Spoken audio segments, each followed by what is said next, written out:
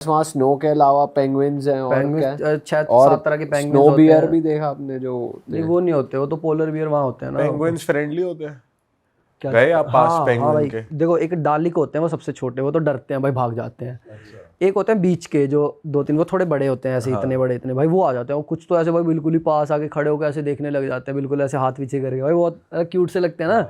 ऐसे लगता है ये क्या कर रहा है भाई ऐसे। साले चलते भी बढ़िया है, मतलब अलग हाँ तरीके से। वो भाई उनके पंख हैं भाई, बर्ड होता है ना वैसे, उड़ नहीं पाता वो भाई, पानी में तैरते हैं वो और निकल जाते हैं कहीं भी। और भाई सील उनको पकड़े, सील देखी हमने, वेल्स देखी भाई बहुत सारी, हमारी उससे नीचे से गुजर गई थी वेल। अच्छा।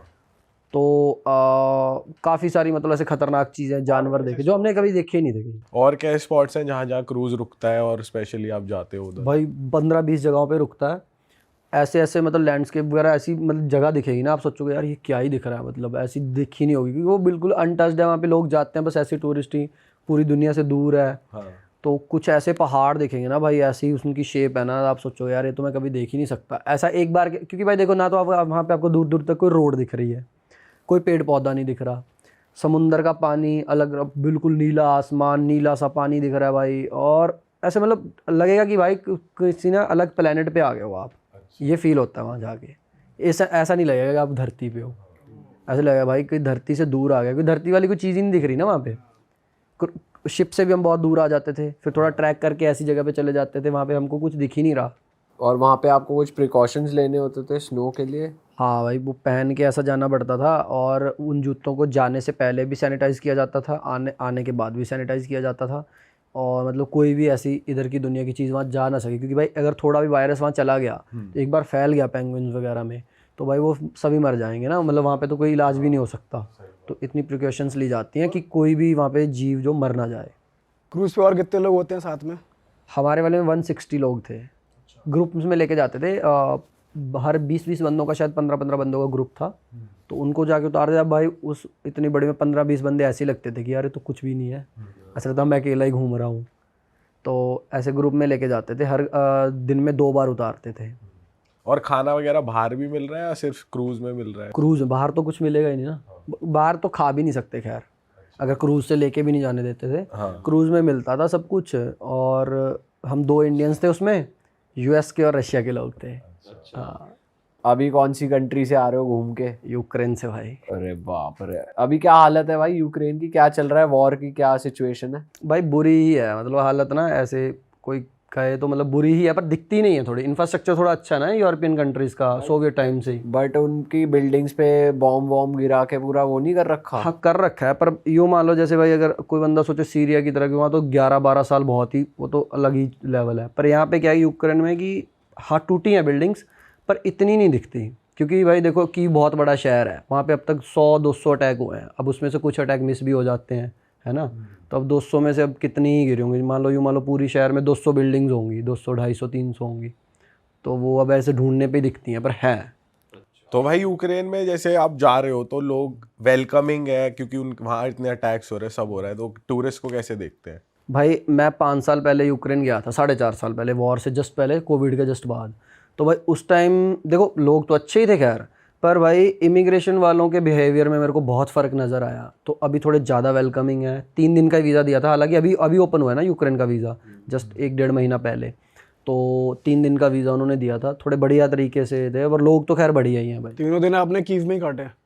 कीव में और लिविव में। लिविव थोड़ा सेफ़ है, वो थोड़ा वेस्टर्न है ना। तो जब आप वहाँ थे तो कुछ अटैक्स कुछ आपको गन शॉट्स और ये सब सुनाई दे रहे थे? हाँ पहले तो मेरी ट्रेन पे अटैक हो गया था। अब वो अटैक था या नहीं इसके बारे में मेरे को भी नहीं पता, और मेरे को भी अगले दिन पता चला। हुआ क्या था, जरा डिटेल में बताओ। हम ना लिविव से ट्रेन लेके जा रहे थे, मेरे साथ शुभम था, और हम भाई एक की पहुंचने वाले थे। टीटी यहाँ पे रशियन और ये यूक्रेनियन ट्रेन में, ये जो भी एक्सोवेट ट्रेन हैं, इनमें क्या होता है, एक टीटीओ रहता है। तो वो क्या करेगा भाई, जैसे ही आपकी ट्रेन कहीं पहुंचने वाली है ना, तो वो आएगा, उठाएगा आपको। मेरे को कहता अरे कीवा गया उठ। भाई मैं अभी उठा ही था, अपनी चद्दर ऐसे ना लपेटने ही वाला था, उसको वापस देनी होती है। भाई एकदम से ब्रेक लगी ट्रेन में, बहुत खतरनाक ब्रेक ही, ऐसे सब ना ऐसे टेढ़े हो गए और सब उठ गए, जो सो भी रहे थे ना उठ गए। अभी हम थे इरपिन और कीव के बीच में। अब वो मतलब इरपिन और कीव ऐसे है जैसे नोएडा और दिल्ली, तो मेन स्टेशन 20 किलोमीटर दूर था, और ट्रेन अपने टाइम पे पहुंच रही थी, 5 मिनट इवन जल्दी पहुंच रही थी। तो हमको लगा 5-10 मिनट जल्दी रुक गई होगी, आगे से कोई ट्रेन खाली नहीं होगा। भाई उतनी देर में एक आर्मी वाला आया लंगड़ाता हुआ। खैर वहाँ पे अभी आर्मी वाले सब ज़्यादातर 90% जो दिखेंगे, किसी की लात टूटी है, किसी का हाथ टूटा है, तो मतलब फिर भी वो सर्व कर रहे वो हैं। सर्व उस सिचुएशन में कर रहे हैं जहाँ पे मतलब बंदूक की ज़रूरत नहीं है, पर जॉब मतलब वो किसी की जॉब तो निभा रहे हैं ना, वहाँ से उठा के किसी को अब जंग में भेज दिया। तो भाई मेरे को आता ना, अब वहाँ पे क्या है ना कि रशियन ही बोलते हैं, तो मेरे को आता ना अटैक हुआ है, और किसी बंदा अटैक करा किसी ने। मैंने कहा यार पता नहीं क्या बोल रहा है, तो मेरे को लगा इसको बोलना नहीं आ रहा, उसको इंग्लिश नहीं आ रही थी, तो मेरे को लगा कि कोई बंदा नीचे आ गया गाड़ी के, या फिर उसने कुछ कराया या नीचे आने वाला था, ट्रेन रोक दी। भाई 2 घंटे तक हम वहाँ बैठे रहे, फिर जंगल के बीच में थी ट्रेन, तो उतरे लोग। तो उतर के भाई क्या हुआ कि जैसे हम जाने लगे ना, तो भाई वो आर्मी वाला वहीं खड़ा हुआ था, तो मैंने कहा यार ये अभी वहाँ खड़ा है, अभी 2 घंटे पहले गया था ये तो। फिर भाई वहाँ पे थोड़ा ही आगे देखा 2 शूज़ पड़े हुए और बंदे की लाश पड़ी हुई है भाई, ऐसे कटा फटा उसके दिमाग का टुकड़ा वहाँ पड़ा है, यहाँ पड़ा है। देख के ऐसे अजीब हो गया यार, ये क्या ऐसे, पता चल जाता ना कि वो दिमाग की खोपड़ी होता है, जैसे ऐसे किसी ककड़ी को ऐसे तोड़ दिया हो, समझ गए आप, ऐसे टुकड़े टुकड़े बिखर गए। तो भाई उतनी देर में एक बंदा आया, वो कहता गाइस तुम इंग्लिश बोलते हो? हमने कहा हाँ बोलते हैं। और कहता यार शुक्र है इंग्लिश। मैंने कहा यार यूक्रेन में इंग्लिश बोलने वाला बंदा। मैंने कहा भाई तुम मेरे को अमेरिकन क्यों लग रहा है? कह रहा नहीं एक्चुअली मैं यूक्रेनियन हूँ, अमेरिका में रहता हूँ लंबे टाइम से, अभी कहता मैं यहाँ आया हूँ। कह रहा यार मेरे को शेयरिंग में ले चलोगे? और उस बंदे को भी नहीं पता क्या हुआ वहाँ पे, उस बंदे का क्या हुआ। भाई अगले दिन जब मैं दोपहर में जब उसी दिन पहुँचता हूँ ना, शाम को पता चलता है कि ट्रेन पे सच में अटैक हुआ था। फिर मेरे को उस बंदे की याद आई, वो बंदा पता नहीं कुछ बैग वैग लेके आया था, अब क्या करना चाहता था पता नहीं, और आर्मी ने उसको शूट कर दिया दूर से। उसको शूट करा, उसको गोली लगी तो वो गिर गया ट्रैक पे। तो वो गिरा हुआ था, ट्रेन को पता ही नहीं था, मतलब गिरे हुए उसे कहते 2-3 मिनट हो गए थे, मतलब ट्रेन आने से पहले ही वो रेडी होगा, तब से आर्मी ने उसे शूट कर दिया। अब भाई वो उतने 2-3 मिनट में ट्रेन आ गई, और ट्रेन को पता ही नहीं चला, ट्रेन ऊपर से गुजर गई उसके, और वो कट गया। अब फिर भाई उसमें वो होने लगा कि इन्वेस्टिगेशन बैठेगी कि भाई अब उसकी पहचान करनी होगी, तब तक ट्रेन ने काट दिया, अब उसकी पहचान भी नहीं हो पा रही थी, इसलिए ट्रेन को जाने ही नहीं दिया उन्होंने। ये बात अभी है, 4 अप्रैल की बात है ये।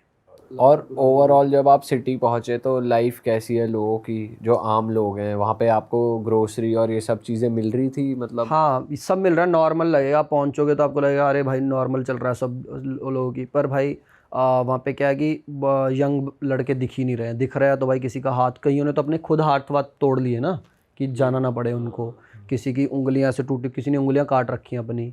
तो ऐसा यंग लड़का कोई भी मतलब अच्छी सिचुएशन में नहीं मिलेगा वहाँ पे, थोड़ा मतलब अजीब सा उसमें ही मिलेंगे।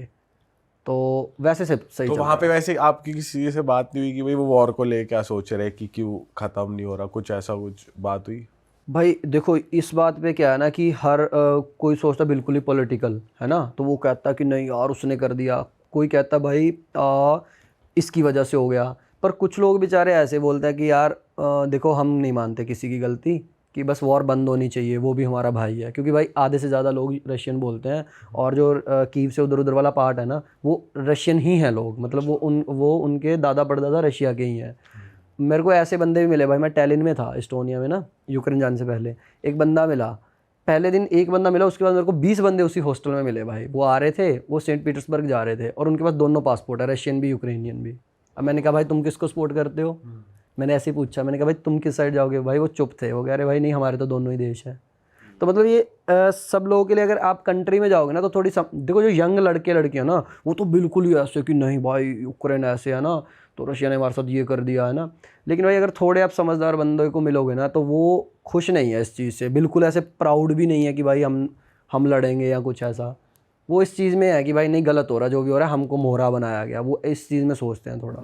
और भाई ऐसा भी है कि बहुत सारे यंगस्टर्स जो मतलब यंग लेडीज, और उनको तो देश छोड़ना अलाउड है, ओल्ड पीपल को। तो ऐसा था कि कंट्री खाली हो चुकी है? हाँ ऐसा लगता है भाई, कंट्री में मतलब पहले ही कम थे वो लोग, तो एक्स सोवियत कंट्रीज़ में लोग है ही नहीं ना, मतलब पॉपुलेशन कम हो रही है।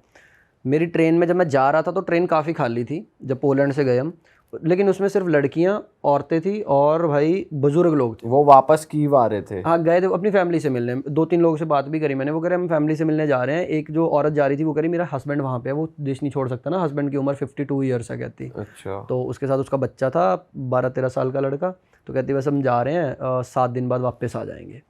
और भाई कंट्री छोड़ने अलाउ नहीं है। रात को मैं आया उस दिन, और ट्रेन में 3-4 लड़के थे, शायद किसी की उम्र 18 से ऊपर थी, 18-19 साल के, उनको छोड़ने नहीं दिया देश, ले गई पुलिस उतार के उनको, वो छोड़ नहीं सकते देश। और भाई प्रोस्टिट्यूशन का भी वहाँ पे बढ़ चुका है यूक्रेन में, क्योंकि लोगों के पास है नहीं कुछ कमाने को।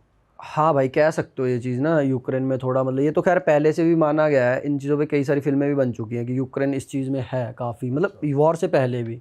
तो अब शायद ये चीज़ें और भी ज़्यादा होंगी, पर अब उन चीज़ों के लिए एक वैसे है मेरे दिमाग में ये चीज़ कि भाई मेरे को ऐसा लगता है कि अब यूक्रेन के मुकाबले अब उनकी लड़कियों को वगैरह या तो अलाउ ही है ना, औरतें जा ही सकती हैं कहीं भी, तो भाई वो पोलैंड वगैरह में अदर यूरोपियन कंट्रीज़ में जा रहे हैं, तो लड़कियाँ उनकी, तो वहाँ पे ये सब चीज़ें शायद हो रही हैं। ये काफ़ी सारे लोगों ने बोली है चीज़ कि हाँ भाई ये चल रहा है, पर यूक्रेन के अंदर तो कैसे ही करेंगे कि यूक्रेन में तो कोई टूरिस्ट जा ही नहीं रहा ना।